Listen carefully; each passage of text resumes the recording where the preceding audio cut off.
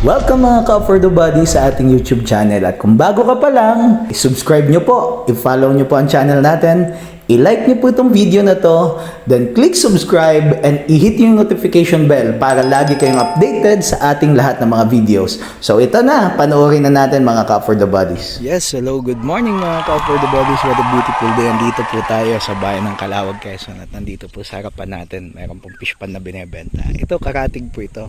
So pag ito po may tubig, ganyan po ang itsura niyan. Yan. Ito po alimango ang hulog. So dito din po alimango, napakalawak po nitong fish pan po na to. Ayan po yung fish pan gate. Tapos may sarili na po siyang, ayan, may cottage na pong kasama. May kubo na pong kasama. So maayos na maayos pa po yung kubo niya. Ayan. Yan po yung kubong kasama po nito. Okay. Ito po yung loob ng kubo. VIP room. Teka. So ayan mga ka-For the Bodies, binabati ko po yung mga subscriber po natin, yung mga avid followers po natin. Kumusta po kayo? Ayan, almost 1 hectare po ito na fish pond. So kalahati po yung develop, yung kalahati po ay hindi pa po fully develop. So almost 1 po ito. Ito po ay barangay tax lang po ito, nagtataxation lang sa barangay, pero napakaganda dito, murang-mura po kasi. Ayan.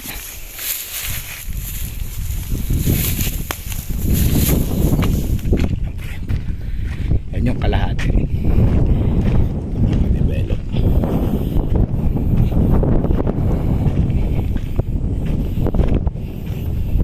Ayan, ito po yung prensa niya, semento na, kaya matibay na po ito. Na po ito. Siya.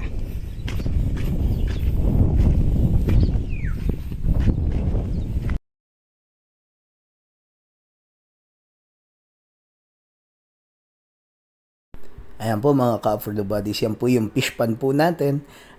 So ito po ay nandito po mismo sa bayan ng Calawag, Quezon. So ayan, yung area po na to, puro fish pan po ito, magkakatabi po ito. Lahat po sila sinisingil po ng barangay for the taxation. Yun lamang po yung binabayaran po nating buwis sa barangay po mismo. So ito po ay rights po itong fish pan po na to. So ayan po yung laki niya. So ito ready na po yung kalahati para huhulugan na lang. Tapos ito naman pong kalahati, ito po ay pwede pong i-develop. Ang maganda ho kasi dito, among all fish pan na nakita ko, ito po yung very affordable, then at the same time manageable. Mga ka-For the Bodies ho natin. So pag sinabing manageable, ang 1 hectare po hindi ganun kalaki. So suitable po siya kung talagang gusto lang mayroong supply po talaga ng seafoods daily. Seafoods para doon sa pamilya. So ayan po yung river niya, yung ilog po niya. So dito po tayo mismo sa may harap naman po, ayan, makikita niyo po yung lawak niya. Puro fish pond po yan. Ang maganda po nito, pag nagbangka po kayo, babangkain nyo lang po hanggang dun sa town proper ng Calawag, nasa 15 minutes lang po. Pero pag by the road po, mas malapit po tayo kasi accessible ito from National Highway, 20 minutes drive. Tapos po, pag mula naman po sa Barangay Road, lalakad lang po tayo ng nasa 3 minutes po. Matagal na nga po 3 minutes. Minsan po, pag mabagal-bagal ka, pwede mag 5 minutes. Pero yung last na lakad po namin, nasa almost 3 minutes lang po siya mga ka-For the Body. So, yan po yung hangganan niya. Diyan sa portion po na yan. Kasi yung kabila po niyan, yan na po yung ilog. So, diyan po, pwede po niya pa rin gawan po diyan ng fish pond wall. Yung pilapil po natin para makover nyo po ito.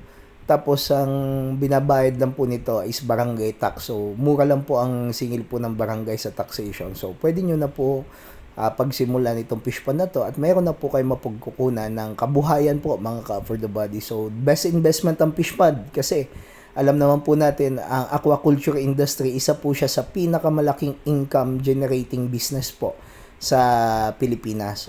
So pwede po kayo magbanami, pwede po kayo magbangus farming, mixed cropping po. Yung iba po ay nagfa-farm po ng grouper po. Yung lapu-lapu. Tapos pwede din po dito yung crab farming. So kilala po ang Calawag sa Alimango Festival mga ka-For the Bodies.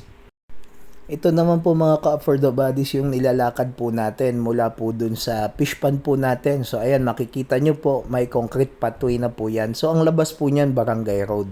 So ayan po, panoodin nyo po mga ka for the bodies gaano lang po katagal yung lakad ko po dyan hanggang doon sa Barangay Road. So ayan po, binabati po natin yung mga ka for the bodies, mga ka-farmlat po natin diyan, yung mga subscriber po natin. Ito na po yung hinahintay nyo. Marami naghahanap po ng fish pond po na maliit lang na cut.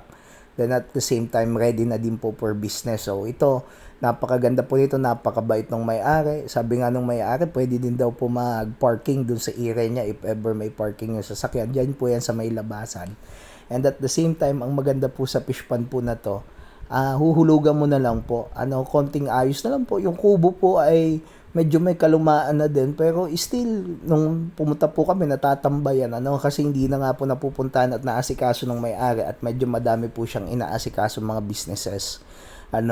So ito po binebenta niya po para sa additional na puhunan po niya dun sa kanyang negosyo. So mga ka for the bodies, andyan po yung hotline po natin, andyan po sa upper right hand corner, available po tayo. You could call us through our phone number.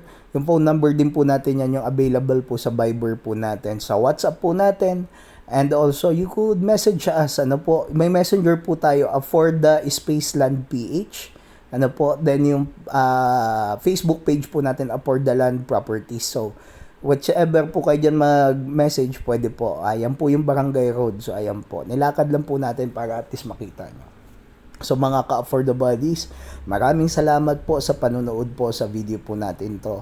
At hanggang dito na lamang po ang video po natin. Abangan nyo po yung mga susunod po nating properties na available at hopefully makakuha ka na. God bless everyone. See you po mga ka for the bodies at sa Diyos lang po ang kapurihan. God bless everyone.